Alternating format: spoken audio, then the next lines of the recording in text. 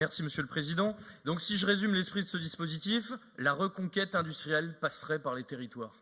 Mais de qui se moque-t-on, Monsieur le Président? Comme si le saupoudrage de quelques sites allait redynamiser le tissu industriel français et régional. Le président Macron croit vraiment qu'avec un effort d'1,3 million, il va renverser la malheureuse tendance de la disparition de nos industries dans un secteur qui génère 300 milliards d'euros par an. Ce n'est pas sérieux. Je rappelle le constat local, les pertes d'emplois industriels se sont essentiellement concentrées dans 3 départements de la région. Dans le Rhône, on a connu moins 75 000 emplois entre 1975 et 2014. Dans la Loire, moins 50 000 emplois et en Isère, moins 30 000 emplois. En 40 ans, près de 3/4 des destructions d'emplois industriels sont intervenues dans notre région, dans ces 3 départements. Sur le territoire national, c'est plus d'1 million d'emplois en moins depuis 1995. Qui a gouverné depuis lors ? Qui a mené les politiques ruineuses pour notre pays en soumission totale des politiques européennes? En grande majorité, c'est vous, Monsieur Wauquiez. Bien avant Monsieur Macron, c'est bien votre famille, en menant une politique de concurrence libre et non faussée, sans aucun protectionnisme, qui avait laissé se déplacer le cœur industriel de l'Union européenne en Allemagne et dans les pays d'Europe centrale. Ce dispositif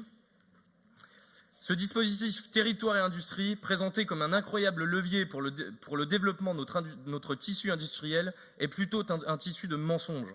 Comme si les objectifs annoncés, je cite, « recruter, attirer, innover, simplifier », allaient permettre de développer structurellement notre industrie et résoudre la disparition des emplois.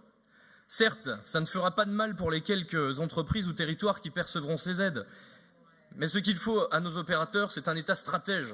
Pour recruter, attirer, innover, il faudrait déjà retrouver nos frontières économiques pour protéger des secteurs en crise ou stratégiques en les préservant de la concurrence déloyale. Pour recruter, attirer, innover, il faudrait déjà assurer une baisse de charges et notamment une baisse des cotisations sociales. Pour recruter, attirer, innover, il faudrait déjà instaurer un vrai patriotisme économique en réservant la commande publique aux entreprises françaises et en évitant de vendre nos fleurons aux autres nations. Enfin, même sauver notre souveraineté, il faudrait investir massivement, et notamment dans l'intelligence artificielle. Un retard inouï en la matière risquerait bien son rang de puissance. Tous l'industrie ou offrir de vrais leviers pour relever notre industrie à travers ce dispositif. Ce rapport, mais sans illusion quant à son efficacité. Merci beaucoup.